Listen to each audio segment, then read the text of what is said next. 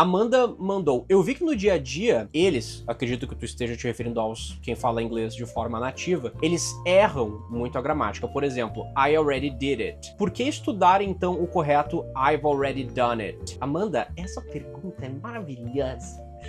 I love this question. I'm gonna tell you why I love it. Amanda, o negócio é o seguinte. Quando a gente tá aprendendo uma coisa nova, eu parto sempre desse pressuposto. E tu já vai entender a analogia que eu tô querendo fazer aqui. Eu fui fotógrafo por um bom tempo, antes de ser professor de inglês. Quando a gente tá falando sobre arte, vou puxar aqui a minha área que era de fotografia, a gente tem várias regras de composição, né? Como compor uma imagem, a subject, que fica ali no meio, o assunto principal, o secundário, que fica na frente, atrás, linhas, enfim, tem várias regras de composição. A gente aprende várias dessas coisas quando a gente tá aprendendo a fotografar, regras básicas de fotografia. Só que muitas vezes, o que acontece? Quando uma pessoa já tem mais anos de experiência, teve muitos trabalhos de fotografia, a pessoa não necessariamente vai ficar seguindo sempre essas regras. Mas geralmente, os fotógrafos conhecem essas regras. Quando não se usa nenhuma dessas regras, as pessoas quebram essas regras de forma proposital. Qual que é o meu ponto todo com essa reflexão que eu tô trazendo aqui? A gente falando em português agora, a gente não fala tudo correto. A gente fala, a gente vai lá na praia. Essa seria a forma que a gente normalmente fala. O correto seria, nós iremos à praia, com A craseado. Mas tu não vai escutar as pessoas falando isso. Por quê? Porque vai parecer um robô, não vai soar de forma natural. Enfim, né? Tem N justificativos do porquê a gente não falaria da forma correta. A questão é a seguinte, português é o nosso idioma nativo,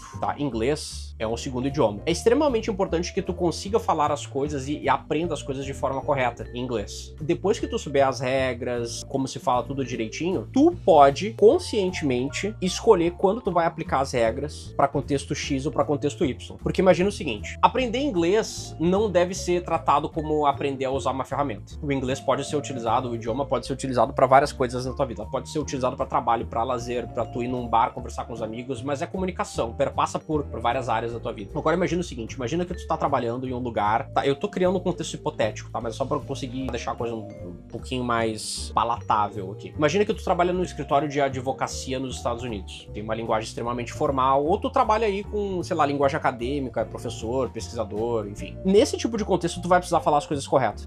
Tu vai precisar falar as coisas de uma forma um pouquinho mais formal, tá? Forma, estrutura gramatical perfeita e tudo mais. Claro, eu tô pegando dois contextos muito específicos aqui. Tu não vai viver a tua vida toda só dentro de um escritório de advocacia ou só falando o inglês acadêmico. Mas, quando tu estiver nesse contexto, tu vai saber utilizar isso. Quando tu tá depois lá com teus amigos, conversando, só batendo papo, uma coisa descontraída, não vai ter problema nenhum tu quebrar as regras. Tu tá falando com algum desconhecido, de repente. Geralmente, quando a gente tá falando com pessoas desconhecidas, tu não vai tratar essas pessoas como elas fossem amigos de infância. Tu precisa saber te comunicar com essas pessoas, até porque, quando a gente tá falando inglês, em muitos lugares do mundo, a gente não tem a mesma cultura que a gente tem aqui no Brasil, de ser, né, um pessoal extremamente receptivo, pessoal mais quente, como a gente costuma falar por aqui. Então, tu precisa saber tratar e lidar com essas pessoas que tu não conhece. Eu tô te dando todo esse monólogo aqui pra te explicar e justificar o porquê que a gente deve aprender as coisas da forma correta. Se tu estiver quebrando uma regra gramatical, tu precisa fazer isso de forma consciente e adaptar. Aqui nesse contexto eu posso falar de uma forma mais tranquila. Nesse outro contexto eu preciso tomar um pouquinho mais de cuidado com as minhas palavras, ser mais formal e tal. Então é por isso que tu deve aprender as coisas de forma correta. Mas eu tenho uma preocupação muito grande com os meus alunos, tá? De fazer com que eles não virem robôs, né? Fazer com que as pessoas consigam aprender a se comunicar como a gente se comunica na vida real. Então é justamente isso que eu faço com eles. Eu pego o contexto de vida de cada um. Se a pessoa trabalha com tal coisa, vai usar o inglês do trabalho. Ok, eu preciso ensinar